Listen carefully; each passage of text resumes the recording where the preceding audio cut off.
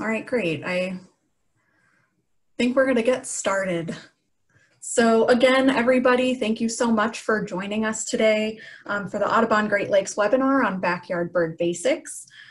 We recognize that there is a lot going on right now in our world, and we really appreciate that you're taking the next hour to be with us today. We're also hoping that this webinar will be particularly helpful because we know people are spending a lot more time in nature and connecting with nature closer to home. The physical and mental health benefits of being out in nature are also extremely important to us right now. And Audubon is committed to making the outdoors safe and welcoming to all people. So with that in mind, we've put together this discussion in PowerPoint to be inclusive for a range of backyards, backgrounds, and experiences.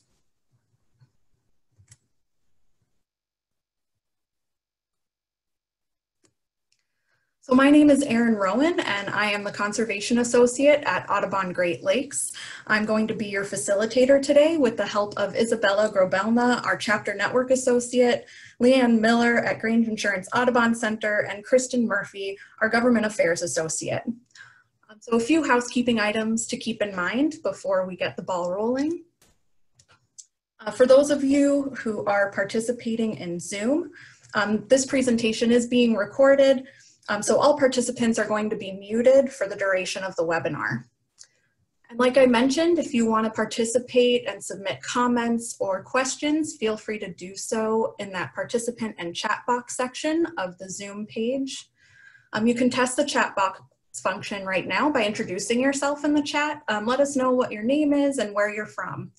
Feel free to share comments and other questions in the chat box as well.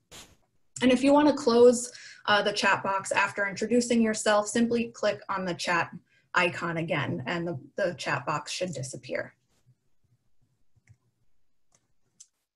So I'm joined today by Jennifer Johnson, our Wild Indigo Coordinator in Northwest Indiana, and Chrysanthi Rausch, our Educator and Volunteer Coordinator at Grange Insurance Audubon Center out in Columbus, Ohio.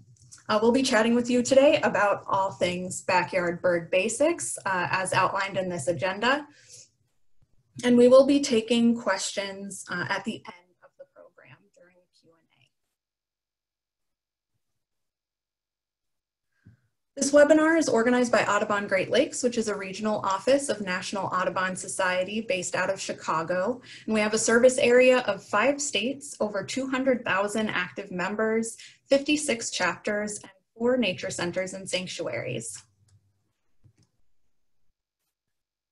And without further ado, I'd like to introduce you to Jennifer Johnson, who's going to tell us a little bit more about her work in Northwest Indiana. Jen? Thank you, Erin. Hello, everyone. I'm Jennifer Johnson, and I'm a Wild Indigo Coordinator for Northwest Indiana through Audubon Great Lakes. And if we go to the next slide, Wild Indigo Nature Explorations is a family program that's made to connect underserved communities with their natural local spaces. So that includes people of color, people with disabilities, and the elderly, etc.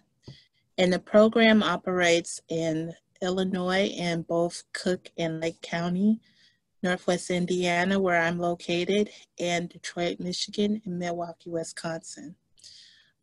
We do a lot of our work with community science, field trips, and also at different education programs.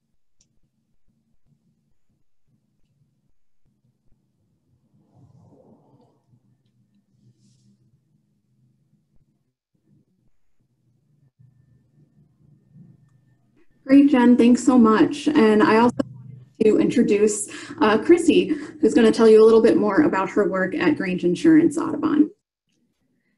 Hey everybody, I'm Chrysanthi Rausch. I'm at the Grange Insurance Audubon Center here in Columbus, Ohio. We're right in the heart of downtown Columbus. So if you're ever in the area, please come and visit. I'm one of the educators here on staff, volunteer coordinator, animal care, and a number of other things. So if you go to the next slide, I'll tell you a little bit about our center. We've been here for 10 years. This used to be a Columbus impound lot. So this was just cars and waste. And this was transformed through a partnership with the Metro Parks and the Audubon and Columbus Audubon to turn this into a beautiful respite for birds as they migrate. We're a LEED Gold building, which means the majority of things from the green roof on the building to the floor are green, which means we have a lower environmental impact on the world around us. So you can actually go to our website and take a virtual tour of the building, which is, it's really fun. There's a couple videos you can watch that you can explore until we open back up to the public. We offer STEM-based programming to all ages, and we partner primarily with Columbus Public Schools. We have last school year, we had around 54 classrooms, and we saw those kids 4 times. So we see hundreds and hundreds of kids throughout the school year, connecting them to nature and the wonderful wild world around them. So now that we've all introduced ourselves, Jen, Erin, do you want to tell us some of those backyard birds that you know and love? Any tips on how you can identify them? Sure. So I just want to start by saying that birding is a lifelong skill. There are over 10,000 species of birds, so you have more than a lifetime to learn about them. But as you're learning, or as you're in the field or near your home, you can look for key characteristics to help you identify different birds. So a great way to start is just looking at the size and the shape of the bird. By comparing the birds, you're able to narrow down what kind of category of bird that you're viewing. So for instance, you can see a bird and you can describe it as sparrow-sized or crow-sized.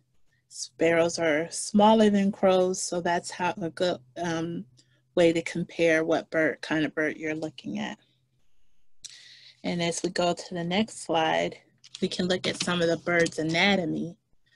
You can use the different parts of the bird to distinguish like what kind of markings that it has. And you can also use different parts of its body to just help you distinguish if you're looking at a cardinal, is this a robin, or is this a bird with a crest on its head like cardinals would or a peewee would. And as we go to the next slide, some birds are made for different kinds of survival. So you would look at their feet and their beaks. You can see here we have a couple of examples. You can see the web feet are great for swimming, or you can see the bird's claws just like kind of like a C shape is more for perching. And even if you look at the beak, it's for different kinds of food that they might eat. So a bird with a short kind of bill would be great for cracking seeds. A long bill is more for probing at insects. And as we go to the next slide, you can use those same clues for the type of bird wing or the bird wing shape. And you can also see how they're moving. So if you've got a bird with a really wide wingspan and wide wing shape, you could see that it's probably soaring very high in the sky like an eagle or even a different type of heron. If you can see a smaller bird with a narrow wing shape, it might be more of a swallow or other songbird and they move faster. Or maybe it's more of a tapered wing and it's flapping in a hurry like a duck might would. And as we move to the next slide, we come to some of my favorite birds that I enjoy to see in the field, and they're quite common. And I also want to mention some birds look very different from male and female, like the cardinal. That's a great example. And these two birds, the cardinal and the American robin, are often found year-round, and they have a similar size and even a similar beak shape for getting seeds and berries and bugs. And as we go to the next slide, we have the tuft titmouse and the white-breasted nuthatch and the black-capped chickadee. These birds look very similar, but they're still very distinct in their size and even how their markings. So they have the nuthatch and the chickadee have very distinct black patches on their head and on their chest. And then as you continue to look at their bodies, the white-breasted nuthatch, their feet and their body is more made to hop on the side of the tree or hop along and hang upside down, whereas the chickadee and the tuft-tip mouse are made more to perch. And on the next slide,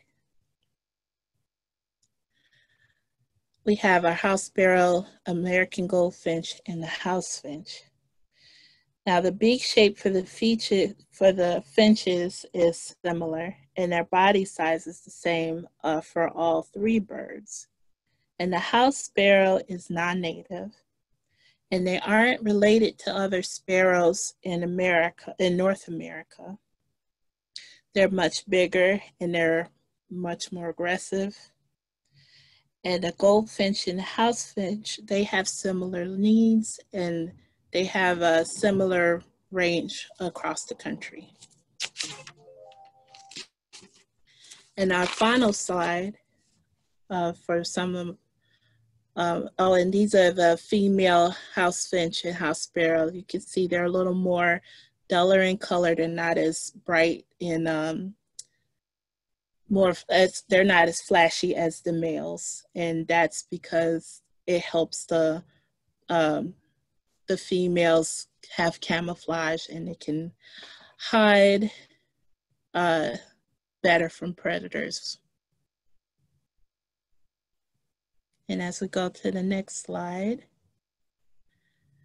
as you on your birding journey, if you're in your yard or if you're taking a walk in the forest, you might come across a Carolina wren or a house wren. And without knowing some of those characteristics, you might think, oh, these are the same bird. But in reality, the Carolina wren has a stronger eye mark, and the house wren doesn't have a prominent eye mark. And the Carolina wren is larger and it has different songs. And the house wren is much smaller and it's a migratory bird. So it helps to know those different characteristics to help you as you're trying to identify the bird. The more clues you have, the easier it is to know even a really very similar looking birds like the Carolina wren and the house wren. So I'm gonna kick this over to Erin, who's got some fabulous woodpeckers that she's gonna talk about. Thanks, Jen. Yeah, hi everybody. So I'm going to share a few of my favorite backyard birds too, and I absolutely love woodpeckers.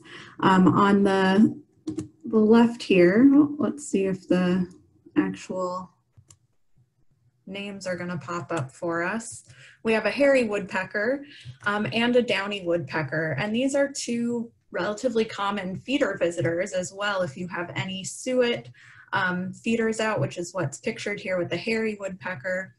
And they look so much alike, as you can see. They both have these black feathers with white spots and this white patch on the back. And this allows them to blend in really well with tree bark as they're perched on the side of a tree. As far as shape goes as well, thinking about that when you're looking at woodpeckers, they do generally have a similar shape. And they are perched often on the side of a tree trunk or tree branch with their tail, as you can see with the downy woodpecker, right up against the branch. Those tail feathers kind of help them along as they move their way up the tree. So to tell these two apart, the key features are size. So hairy woodpeckers are much larger than downy woodpeckers. A downy woodpecker is about 2/3 the size of a hairy. And you can look at their bill shape bill size compared to their head size. So a hairy woodpecker bill is about the same length as the head on the whole. And then the downy woodpecker bill is much shorter than the length of the head. So that is one key identifying feature that can help if you have any woodpeckers visiting your property or out in nature in your neighborhood. We also have these two woodpeckers, red-bellied woodpecker and northern flicker. And these two also have that distinctive spotting. As you can see, the red-bellied woodpecker does not have the main white patch that you saw in the center of the back of the hairy and downy woodpeckers. And the red on the head also extends much farther on this species than on the downy and hairy. And the red is significant more so for males than females as well. For red-bellied woodpeckers, the female lacks red right at the top of the crown, but the red goes all the way on the males. And northern flickers are stunning as far as their colors go, I'd say. Out of a lot of our other woodpeckers, they have this yellow color under their wings and their tail feathers. On the East Coast, so where we are in the Great Lakes, this is what you'd likely see visiting your feeder as well. And they can often be found feeding on the ground. They'll actually forage for insects on the ground. So if you see a woodpecker on the ground, you likely have a flicker. I also want to talk quickly about some of our common blackbirds that we get visiting our feeders. Common grackles, European starlings, and red-winged blackbirds. Now, common grackles are native species. European starlings are not native and can sometimes be a bit of a pest at feeders, taking over from other native birds. And red-winged blackbirds are starting to visit feeders more. Typically a marsh bird seen in wetlands, they're starting to visit suburbs and bird feeders more frequently. So thinking about blackbird shapes, all these birds are roughly about the size of a robin, and the bill shape is pretty similar, kind of long and conical shaped, so good for eating seeds as well as insects. And we have common grackles. One of their identifying features is their long, broad tail, and they have that beautiful glossiness to them all over, head to tail as well. And in the right light, as you can see in this photograph, the head color does contrast with the rest of the body color, but you have to catch the lighting just right. And with European starlings, they have this beautiful mottling and spotting to them, more so during the non-breeding season. They look darker during summer months, and then their bill color also changes. So during the summer months, they have a yellow bill, but during the fall and winter, they have a black bill. And then red-winged blackbirds are one of those species that is very distinctive with those red wing patches, again for the males, but the females and juveniles look quite different.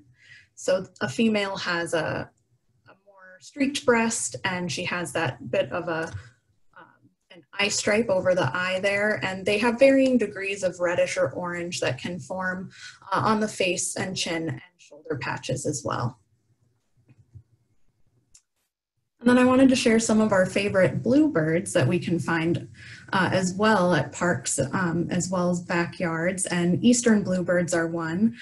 Even though these images are not to scale with each other, eastern bluebirds are much smaller. They're more the size of a sparrow, a little smaller than a sparrow, and they typically eat insects. So if you do want to attract them, having mealworms out might be a good idea.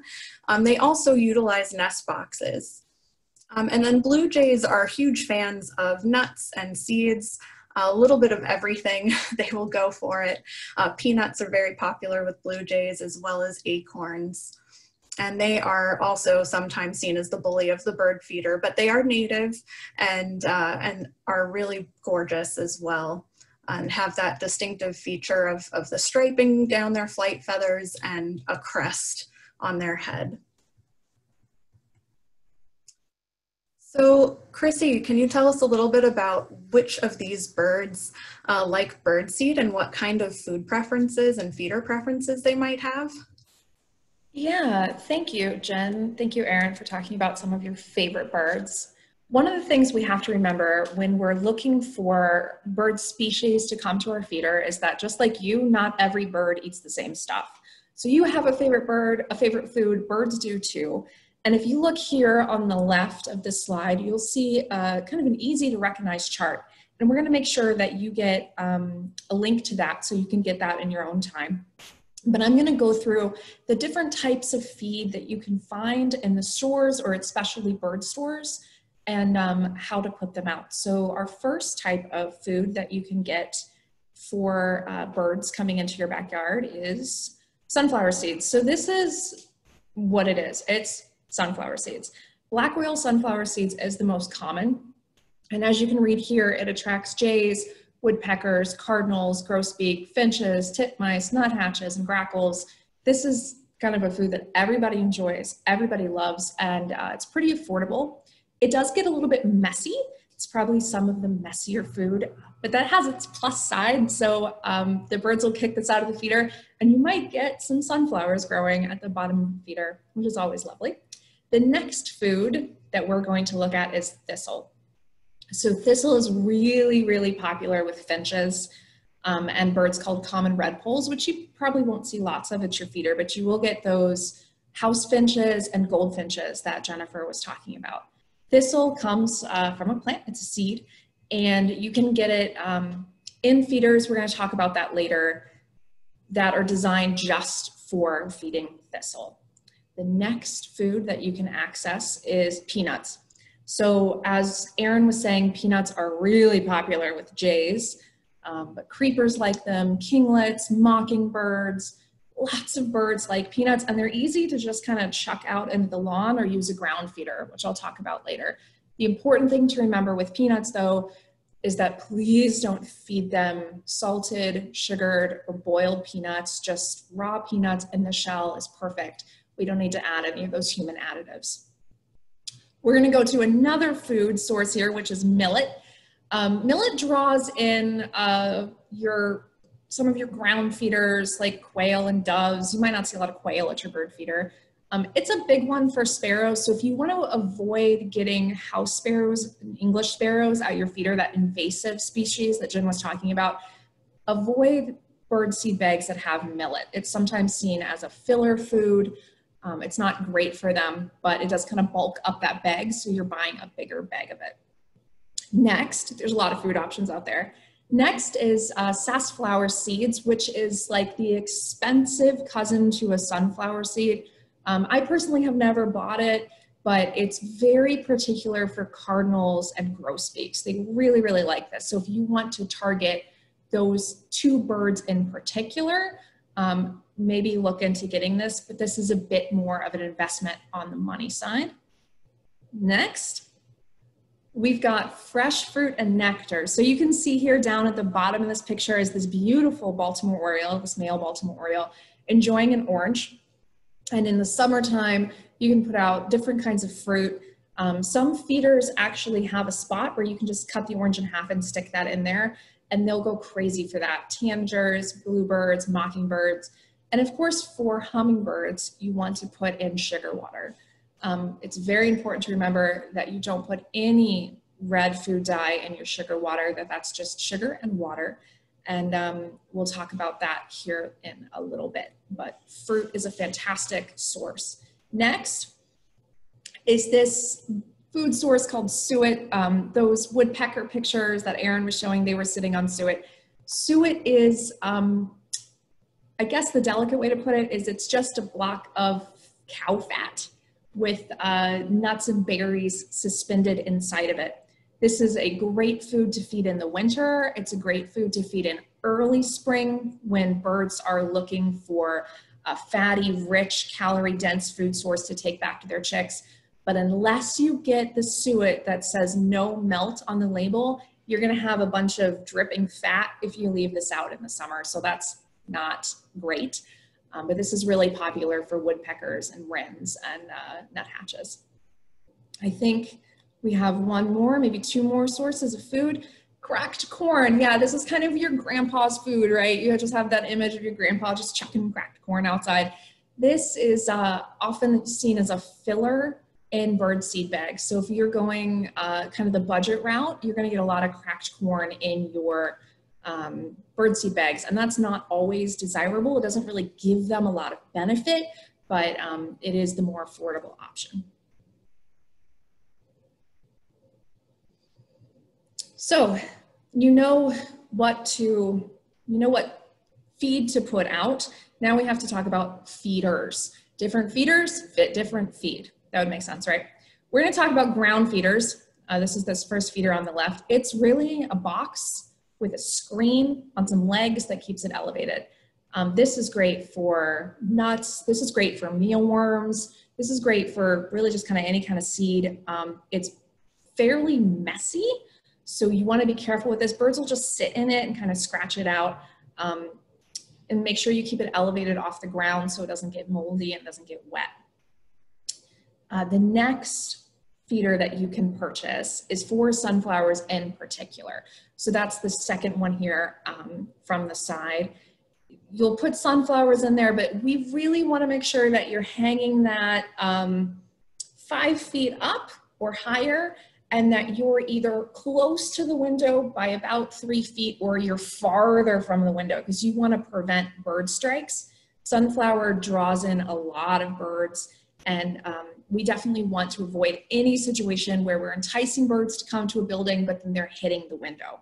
So just take that with a grain of salt, that you're keeping the birds safe while you're feeding them. The next kind of feeder you can get is a suet feeder. Suet feeders hold suet. It comes in these little square like cakes. You just peel it off and pop it in there. You can also make suet yourself. You can find those recipes online, but suet is very messy. Most of these suet feeders, the bars are coated with some sort of plastic, so you can clean that off fairly easily. Suet is great mixed with other feeders. A lot of people don't feed suet by themselves, but it's a good like mix and match option. The next feeder that you can get is what's called a hopper. A hopper is this red one right here, but it comes in all shapes and sizes. We have a couple here at the center. They're very big. Ours are shaped like birdhouses. They can hold pounds of bird seed at once. So you can just dump like half a bag in there and walk away from it. Now, you can't neglect it. You have to keep it clean. We'll talk about that here in a minute, but it's a good like one and done, dump the seed, walk away kind of feeder. Not really for specializing. Speaking of specializing, your next feeder that you can get is a thistle feeder. Thistle feeders are designed just for that. They're called thistle feeders. They hold thistle. They have little tiny holes inside where those finches can stick their beak and they get that. So if you really, really want finches, I know my mom's favorite bird is a goldfinch, so she's got some of these, but you get that little beak in there and you pull out that. I think I could speak for all of us when we would say that thistle feeders hold up way better in the weather than thistle bags. I saw that question come through. Thistle bags are fairly affordable, and they're thistle socks. You hang them out there, but they tear, they rip. So these thistle feeders are a better option. And then I think lastly, we have nectar and fruit feeders. You don't have to get fancy with your fruit feeder. This one has a place for the oranges. Like I said, you can just chop the orange and put it in a tree or impale it on a stick. But if you want a feeder for those particular birds that are drawn to fruit, this is a good option. And then of course, hummingbird feeders fall in this category, specializing for that. So we'll talk a little bit later about keeping birds safe and cleaning your feeders. So bird seed is important in the spring and in the fall. But one of the things we need to talk about is how to keep your birds exceptionally happy by using these best practices. So this is your do's and don'ts list. The first thing you want to do is you want to start with a plan. Like all good things in life, try to make a plan before you start it. You can go to the store and you can get a feeder and you can get a bag and you can get really excited, but do a little bit of research. See what birds are in your area. Go to a website called eBird. I think that's going to be posted up later. See what birds kind of show up for you. Think about your garden, think about your neighborhood, think about water sources, those kind of things, and then create a plan, create a budget, because this can be a little bit of an expensive hobby, especially if you go on the farther end. The other thing, one of the other things you want to think about is making sure that you're offering lots of different food at different heights. So birds get bored of the same food. If I gave you a plate of Brussels sprouts every day, you might eat it once and then you'd get bored after that. Birds are the same way. They have their food source they like, but they kind of like to mix and match depending on their needs. So if they've got chicks, they're going to need a different food source than if they're migrating, than if it's the winter. So stagger that food out at different heights. Cleaning your feeders is one of the most important things that you can do. If you're going to take on the responsibility of inviting living animals into your space, please make sure that whatever you provide for them is clean. Hummingbirds can get a really nasty disease from mold inside a bird feeder, and they can pass that to their chicks. Your bird seed can get kind of hard and dense at the bottom. You want to avoid that. So clean out your bird feeders regularly, just like you would clean out your pet's bowl. Please store your food somewhere dry where rodents cannot get to it. Your mice, squirrels, and rats would love to nibble a hole in the bottom of your bird seed bag and steal your hard-earned bird seed. So please, store it in a pet food container, store it in a metal trash can, something like that, so that you can make sure that that's for the birds. Erin is going to talk a little bit later about water, but water is really important, just like you. If you imagine you're sitting down at a table, you're having your meal, you get thirsty, you want to be able to have access to water. Birds are the same way. And lastly, on your to-do list is to look for native plants. You can go to the Audubon's website and look up your zip code to find native plants that work for your area. But bird seed comes from plants. Seed comes from plants. And one way you can cut down on your budget cost is actually just to plant those native plants in the first place. And that'll also help other pollinators as well, butterflies and moths and things like that. Here's your list of don'ts. If you choose to go into this hobby, avoid buying the lowest grade bird seed, that stuff on the bottom shelf. That's going to be filled with millet. That's going to be filled with cracked corn. That's going to be filled with additives, flavors, dyes, stuff that if you wouldn't feed yourself, don't feed your feathered friends.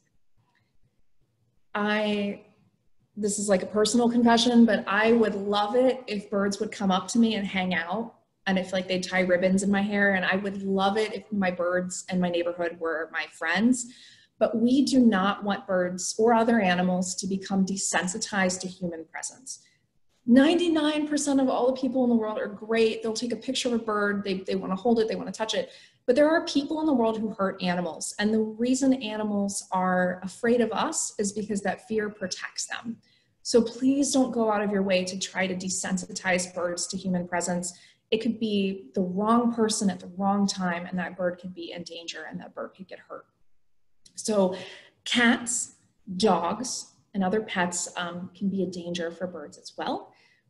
I know my dogs are a little on the older side. They're not going to chase a bird, but if you've got a younger pup, or if you've got some cats in your neighborhood, or your cat that you let out, that can endanger them. I personally don't have feeders up in our backyard because I have a lot of stray cats in my area, and that's not a risk that I'm willing to take.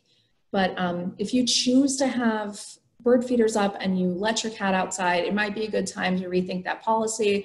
Or you can look into bells or large, loud, colorful collars, especially during nesting season. We want to make sure that we're protecting birds as they nest and as they migrate. So I know we've all seen those videos of squirrels climbing up the bird feeder and then sliding down because somebody's graced the pole. This is another big no-no. That grease can get on their flight feathers, so the birds will get that on there, and then it'll actually keep them from being able to fly. So to keep squirrels from coming to your feeder, you can purchase squirrel guards, but I have not great news for you, and maybe Erin and Jen have some other options, but if you're gonna feed the birds, you're probably gonna get squirrels. It just is a part of that natural cycle of things. You can definitely get the squirrel guards, they can help, but please don't put any sort of vegetable grease or Crisco, baking fat, or anything on your poles. That's really damaging to their feathers. I know this is a long list of nots, but we've only got 2 more. Please don't feed birds human food. It's so detrimental to their health. Anything with added food, dyes, salts, and sugars can make birds exceptionally sick. If you want to do a Google and look up a disease called angel wing, you can type in angel wing ducks, angel wing waterfowl. Getting those sort of food sources from humans can cause really nasty diseases and illnesses in birds.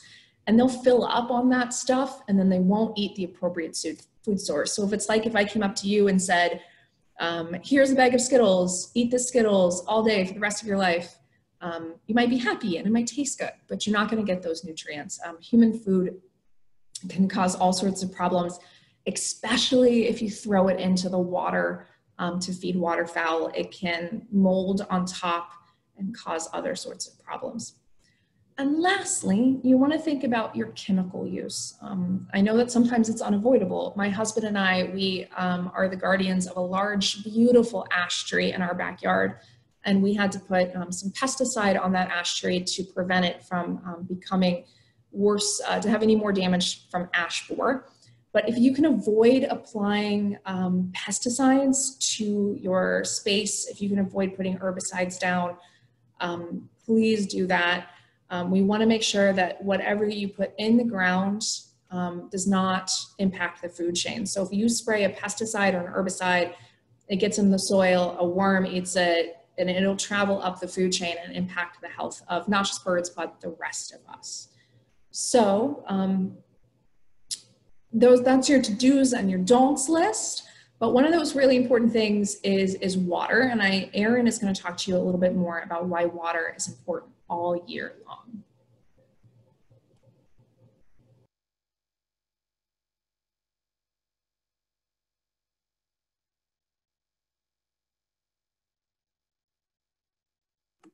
Sorry, my mute button didn't show up for a second there. I'm happy to talk to you all about water for birds. Birds need water, as Chrissy was saying, just like we do, to not only drink and stay hydrated, but it's also a way for them to bathe and keep their feathers clean. And it's a great way for them, particularly during these hot summer months, to stay cool. If you do happen to have a bird bath or just puddles nearby while you're going out on a walk, you might notice a lot of birds just standing in the water. And a lot of the times they do that just to cool down their body temperature. So bird baths are really important, again, particularly in summer. And if you do happen to have one, it's a great idea to keep that water fresh daily. Again, we don't want to spread any diseases or anything that might harm the birds. So refreshing those daily is a really important task. And then you also want to make sure you clean that bird bath and give it a good scrub every week or couple of weeks, especially if you start to notice some buildup and that isn't coming off with a regular hose down. We're also going to talk about another way that you can provide water for birds. And that's installing natural water features if you're able and have a large space to work with. This is something that we don't really have an option for at my house, but it's something that's really beautiful. And you can provide a little ecosystem really in some instances, as you can see on the right here with some water lilies. And these can also help support birds, but also insects that will help feed those birds as well during summer. You can also get these bird waterers, so they look like bird feeders, but you can fill them with water. And you can also, there's a link we'll share with you in the chat on how you can make something like this at home and as a fun DIY project. And this is something you can hang on a balcony or on a window hook. We have a couple of examples of window hooks. They have these commercial strength suction cups now I've seen for cat window beds, so they can support quite a lot of weight, and they also can support a heavy planter that might have a native flower in it as well. So speaking of which, we also want to talk about planting something meaningful. Chrissy also mentioned how native plants are really important for birds. So we're going to go over some bird-friendly community outlines on how you can make your space bird-friendly. You can help birds by reducing your lawn, planting native plants wherever you can, removing invasive plants as well, and creating any corridors that might connect with other natural areas in your community. And when you are thinking about planting native plants, or if you're out looking for native plants in a public space, you can think about 4 different food groups that birds really rely on, and that's insects, berries and fruits, nectar, and nuts and seeds. So the first food group, insects, we talked about how that little water feature of a pond might be able to support some insects. Native plants support a lot more native bugs. And our species example here is a Carolina chickadee. So southern Great Lakes region, but this bird relies on caterpillars so much for its young that a brood of 4 chicks will have to eat 9,000 caterpillars over the course of a summer. So these adults are constantly on the search for these bugs, and they need some native trees to help support that many caterpillars. So this is a great example in comparison of a native tree versus a non-native tree. Native oaks can help support over 550 species of caterpillar, whereas a ginkgo tree, which is not native, can only support 5 species of caterpillar. So that's a really huge difference in species diversity and just abundance of biomatter that primarily all of our land birds, all of our favorite backyard birds that we were just talking about earlier, they all rely heavily on those insects to feed their young every summer. So if you can plant native trees or petition for native trees to be planted in your community, something I'm trying to do in my neighborhood, we have a lot of Norway maples here, is to think about native plants and native trees. So these are the best native trees for caterpillars in particular. We have oak, willow, cherry, birch, and crabapple leading us as the top 5. And as you can see, they can support a great number of caterpillar species. And some of these trees, like cherry, crabapple, blueberry, they also support birds in other ways by providing fruit, which is our next food group.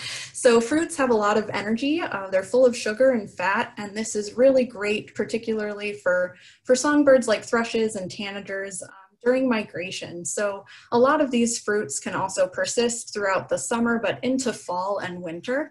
And that's a really important time for these birds as they're migrating south, a particularly stressful time for them as well when other natural food sources might not be as abundant.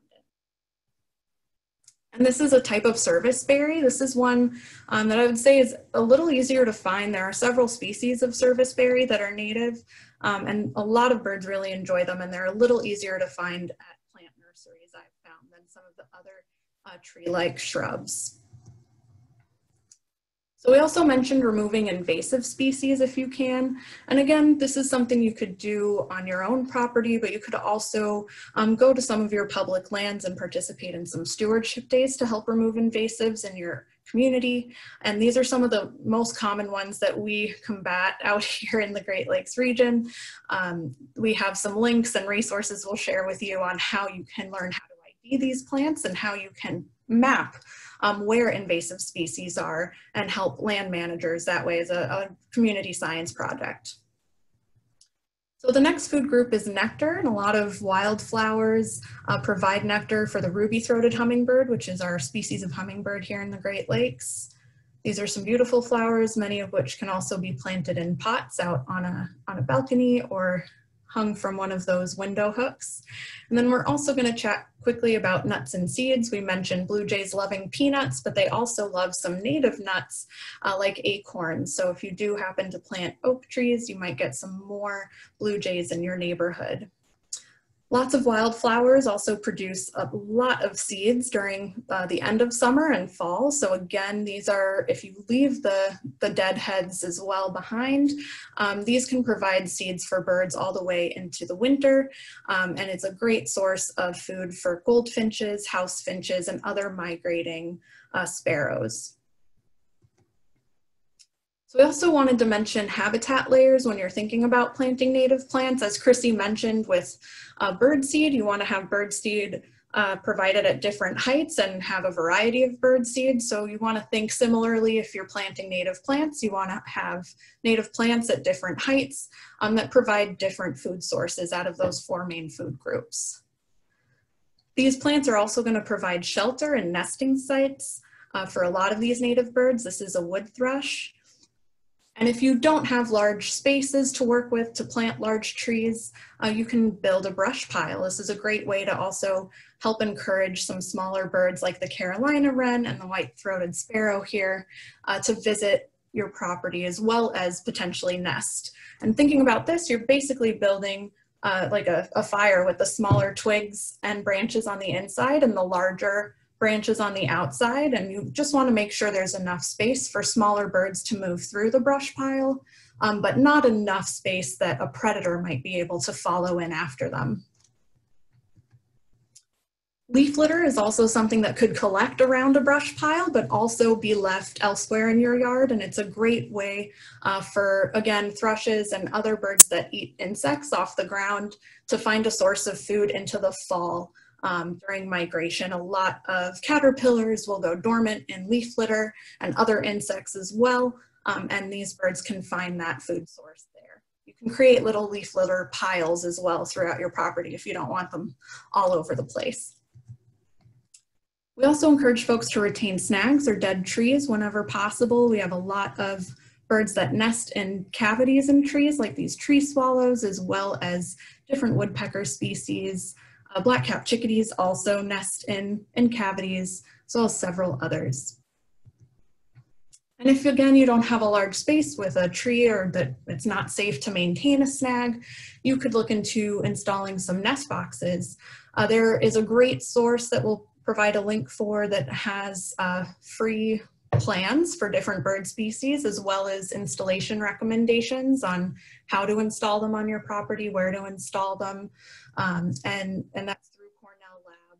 It's a really great resource. So the bird-friendly yard, just to kind of recap, can include, or bird-friendly space can include native plant foods, layers of habitat, water, and shelter and nest site. So even if you don't have any active bird houses on your property, you're still likely to encounter some baby birds this summer. Chrissy, what should we do if we find a baby bird? That's an excellent question, Erin. One of the things to remember about baby birds is, and all animals, is that they come in two different categories. So we need to talk about this quickly. Animals that are precocial are like this killdeer here on the left, this little baby killdeer. They come out of the egg and their eyes are open, they've got some fluffy feathers, and they're ready to run. Other animals that are precocial are horses and giraffes and zebras. And these are animals, these are birds, especially if you see them, they're on the ground, there are a lot of marsh birds, they'll start swimming, geese are this way. The other category of living thing that we get is altricial. So altricial animals are animals that are like humans, that are born with their eyes closed or either very bad vision. They're born or they're hatched without feathers or without fur, and they're completely dependent on their parents. So kangaroos and little tiny birds like songbirds you can see here in these pictures. These are baby tree swallows. They look like the bird version of gummy bears. They don't have any feathers, their eyes are closed, and they're completely dependent. So based on this flow chart that we will give you access to, you will be able to see what you should do if you encounter an altricial baby bird. The first thing you need to do is to see if it's injured or if a cat got to it. If it is injured, you need to contact a wildlife rehabilitator or a care center right away, and a quick internet search will tell you where that is and how to get it there. And then they're divided, altricial baby songbirds are divided into three categories. The first category you have is a hatchling. That picture of the tree swallows that was in the last slide, those are hatchlings. These guys are really young, they're tiny, they don't have any feathers, their eyes are closed. If you can see the nest and it's a hatchling, just put the baby bird back in the nest. That's all you have to do. You don't have to worry about smell. You don't have to worry about the parents getting away. Just pick the baby bird up, stick it in the nest. I prefer like a napkin or a glove just for my comfort and for the bird's comfort. If you can't see the nest, make a little tiny nest from a basket. I keep a lot of those like vegetable containers around from when I went to the garden store. Just make a little nest out of some leaf litter, something maybe that you have in your house. Don't use string or human hair because that can get caught around their legs, but something kind of soft, and you make it into a cup, not so it's flat on the bottom, but a little cup, and either nestle that in somewhere or wire it up firmly to a tree near where you think the nest is, and mom will come back. That's the same for nestlings. Nestlings as the next category, they're a little bit older, but they shouldn't be out of the nest yet. Nestlings, they have some like tube-like feathers. Their eyes are open. They might be like a little more squirmy, but they still shouldn't leave the nest. The next category is the bird that we get the questions about the most often. This bird is a fledgling. It's the last stage before they become adults. A fledgling is a bird that has or is ready to fledge the nest. These birds don't need our help. This is like the awkward teenage phase of birds.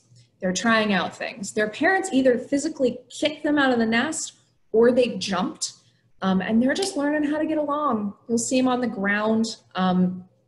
They're kind of awkward, weird looking things, but they need to be out of the nest. It's like if you had an infant or if you had a baby and you stopped that baby from crawling or rolling over or trying to walk, the baby would never learn. Fledglings should not be touched. You can take a picture of them from a respectful distance and walk away. They don't need to be picked up or cared for or nursed by adults or taken to a rehab center. A lot of rehab centers are overwhelmed with people who have fantastic intentions, but who bring them fledglings. And they are still dependent on their parents. Their parents will come down and feed them and bring them to shelter. So if you remove them, you're taking them away from their family. The last category that you might see is if your bird has sharp teeth and claws, you then have a dinosaur, and you would need to flee, back away slowly and flee. That way you can keep safe. But this natural awkward step in a bird's life is an important place to not interfere. And this comic is one of our favorites. It's by birdandmoon.com. You can go to her website. She's a fantastic artist. She's got a lot of other really great bird-themed comics that are also incredibly educational. So I know people love baby birds and adult birds, but other than watching them, Jen, is there anything we can do to actually help out scientists with these sightings? There are. So first, I wanted to talk a little bit about the Merlin ID app. That's an app that can help you walk you through some of those characteristics I talked about at the beginning of the presentation. Now, if you go to the next slide, it starts off by asking what size is the bird, what's the shape and the color, and it'll give you a little list to kind of choose from to help you determine which bird you found.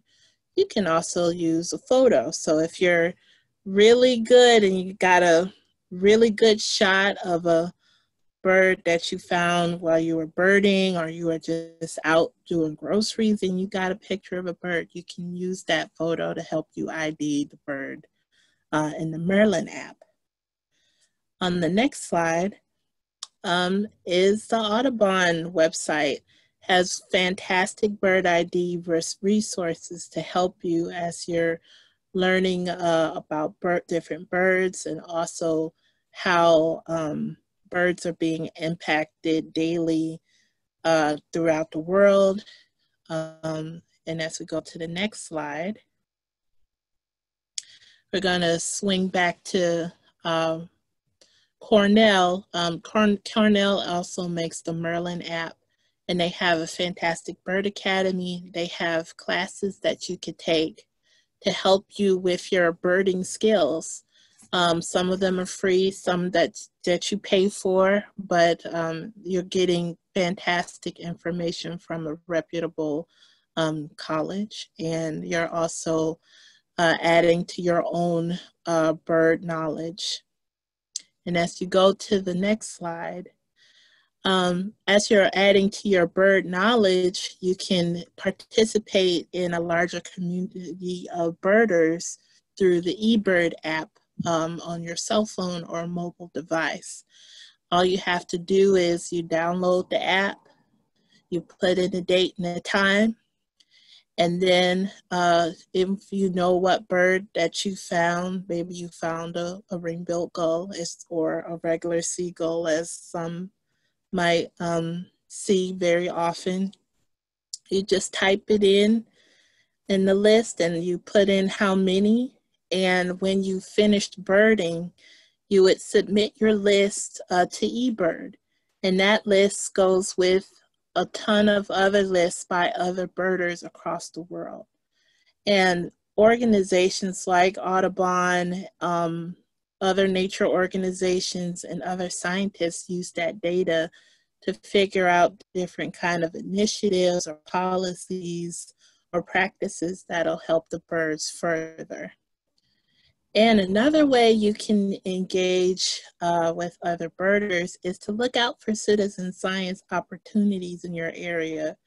I know that we're still social distancing, but as things open up, you should look for events later in the year like Christmas bird counts.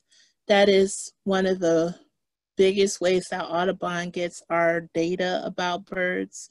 And also you could also join Feeder Watch. That's something that you could do from the comfort of your own home.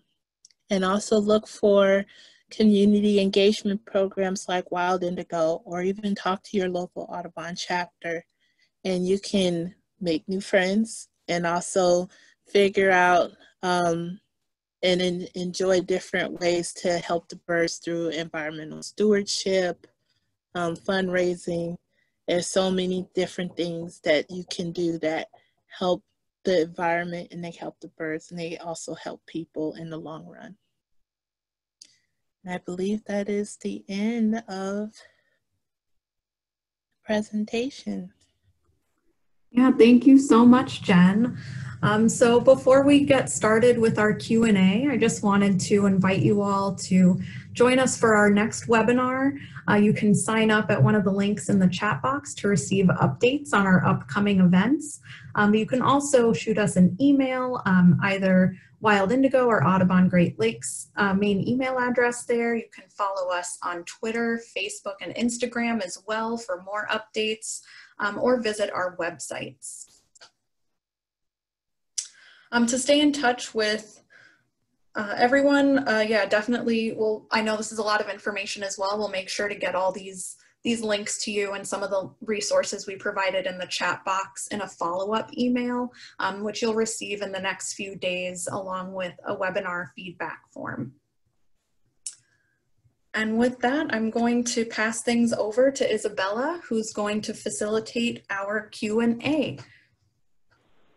Wonderful. Thank you so much, Erin, and thank you so much to all of our presenters, and most importantly to the wonderful audience.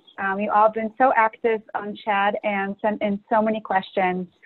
Just as a way of introduction, my name is Isabella Gobelna, and I'm the Chapter Network Associate at Audubon Great Lakes, which means I get to work with our chapters in the region, and some of you may be members.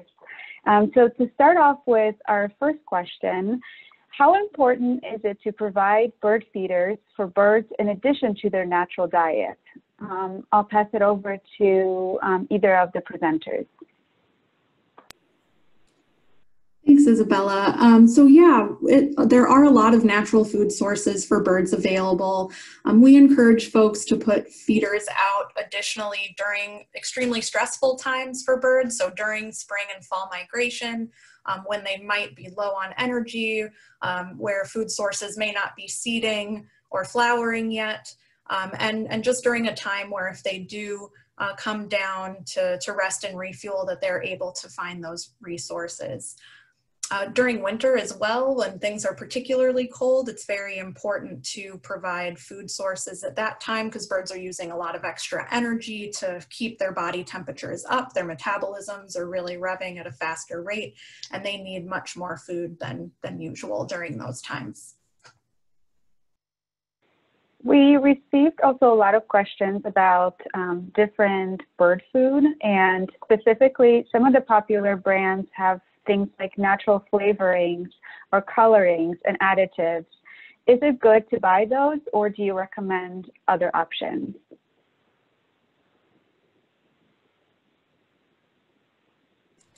I'll take this one. So it depends on your budget.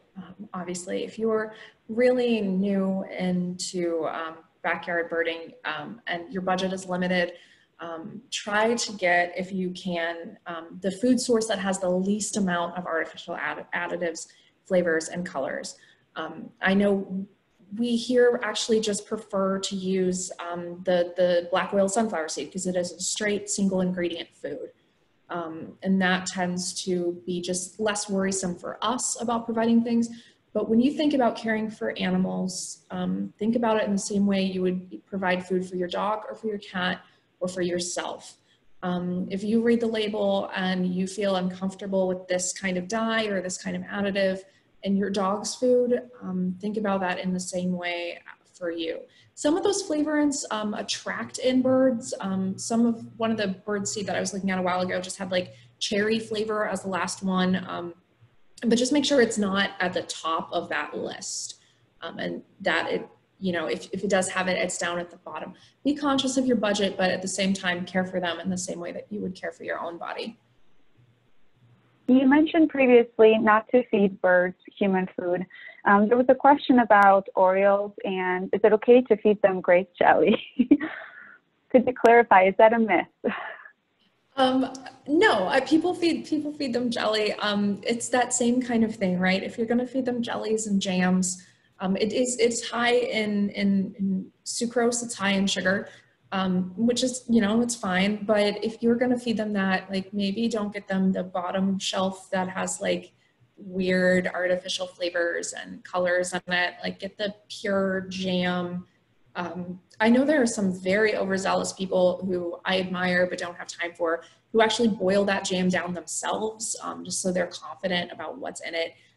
They do love grape jelly, they love orange jelly, but just kind of make sure it's the purer varieties if that's in your budget. I don't know if Erin or Jen, you want to jump in on that too. I was going to say the same thing, and an alternative is to find jams that don't have as much added sugar as well. Sometimes those are a little easier to find, and having that over high fructose corn syrup and other sweeteners as well is better. Wonderful. Jen, you had shared some resources of Audubon website and apps that birders could use, but are there any books or brochures that you could recommend? Sure. So one of my favorites is the Sibley guides. They have great illustrations and pictures of the birds. Those are great books to have. I have some Audubon field guides. Not sure if we still publish those, but those are some that I own personally that are great resources that people could buy for their birding app. Wonderful, thank you. Some other questions, I'll maybe ask a couple more questions. How do you clean a bird feeder? One of the advice that you gave is especially important to keep it clean. Oh yeah, I'll take this one. So there was actually a recent study done on like what the best methods are for cleaning your bird feeders, and it depends a little bit on what kind of feeder as far as the frequency. So a nectar feeder has to be cleaned more frequently because there's sugar water in there and it is very prone to bacterial and fungal and mold growth. So you want to make sure you clean your hummingbird feeders, I would say every day, every other day almost, to ensure, especially when it's warmer outside and if it's in direct sunlight, because then bacteria can just really grow profusely. And then you can also clean your other feeders once every couple of weeks. And if you have a feeder that has a lot of solids collecting at the bottom, that you can't get out with cleaning, you might want to do a combination of warm soapy water and a diluted bleach mixture. And the ratio for the bleach is 1 part bleach to 9 parts water. And that's a great way. If you combine both of those methods for all feeders, that's a pretty clear definite way to ensure that you're not passing any disease along and that everything is as clean as it needs to be. Thank you so much, Erin. And in terms of providing water for birds, how important is it that the water source be in a shaded area or nearby the bird feeder? Or can it be a pond or a creek nearby, and then in this case, you still have to provide water for birds? Yeah, I would say they do have kind of their own little area that they know pretty well. So if you aren't able to provide water directly on your property, and you know of other water sources nearby, you'll know that they're likely getting it there. But as far as placement for your water on your own property, I don't know of any other recommendations as far as how close it should be to food sources. You might want to have it a little farther away just so it doesn't get messy from any food that might fall from your feeders. And in the sun or in a shady spot, I think would be all right as well, just for your own maintenance of the bird bath. Our whole yard is really exposed to the sun, so we have to fill ours every day just because a lot of the water evaporates even if birds aren't using it. So that might be something to consider if you don't want to have to make sure you check on it a couple of times a day, to have it in a shadier spot where it might be a little more protected and to stay cool as well. That's great advice. Thank you. And this next question was very popular.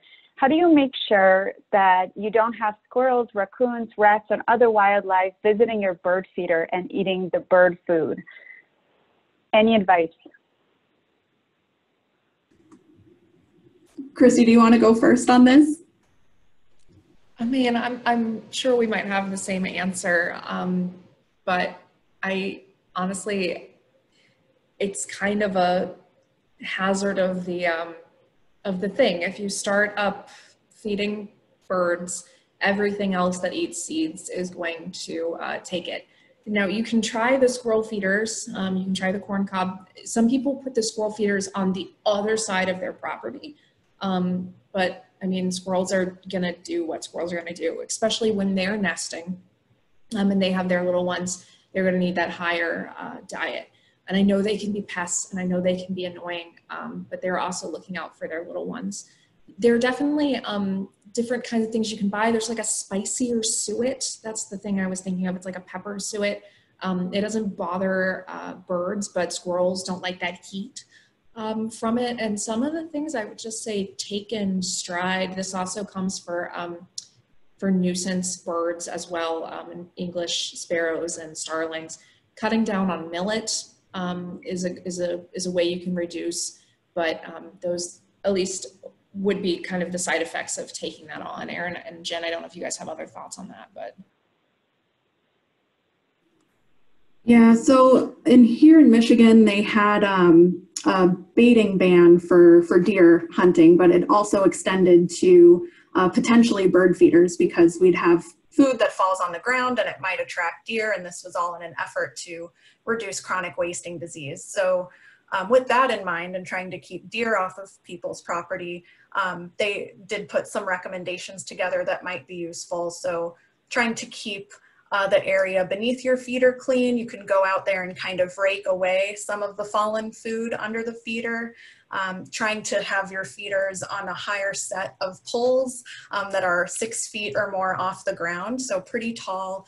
You might need a help to actually get the feeders on there, but that would be out of reach of deer and potentially other nuisance wildlife. And then also making sure you don't put any food directly on the ground, so sticking to the feeders at other various heights, but not putting anything directly on the ground could help as well.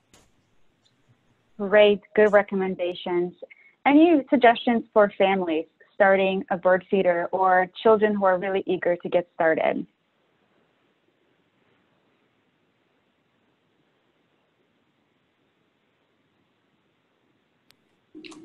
Christy, do you want, or Jen? Yeah. Yeah, I was gonna say, do it. Feel free to get a feeder for your household. I bought a feeder for Mother's Day for my mother, and we spent many mornings enjoying the birds and the squirrels. It's been quite entertaining. And also, it kind of helps, it's a good teaching tool for your children or your little ones in your household, so they can learn how nature works, learn about being a good steward to nature as well. I was going to say, just to echo what Jen said, I think both of us as educators have a unique perspective, her with Wild Indigo and me with Conservation Classroom, seeing kids really blossom when they have the chance to explore nature in structured and unstructured play. But one of the things that I've always enjoyed seeing when kids see a bird that for us, like a northern cardinal or an American robin, is a common bird, and they just light up. So even just going on a small bird walk around your neighborhood and a bird that you might think is routine and regular, for a kid is just going to light up their world. Birds are also fantastic for creating, especially since those of us who have children are homeschooling, or we don't know what the fall is going to look like. They're fantastic for creating sort of makeshift science experiments. Like, does this feeder color have a different impact on this? Or if I put this feeder in the shade, they can start writing hypotheses, and they can explore, like Jen said, how nature works, what draws birds in, and how they can be supportive to this migratory population, and getting kids involved as well in community science projects, getting them involved in Nest Watch and Feeder Watch and Hummingbirds at Home, helps kids feel like they're contributing to their community. And I think that's what we all need right now, is to feel like we are a part of something greater than ourselves. So that is actually my personal soapbox, and I'm sorry about that. Thank you. So on that positive note, I will close the Q&A session and pass it over back to Erin.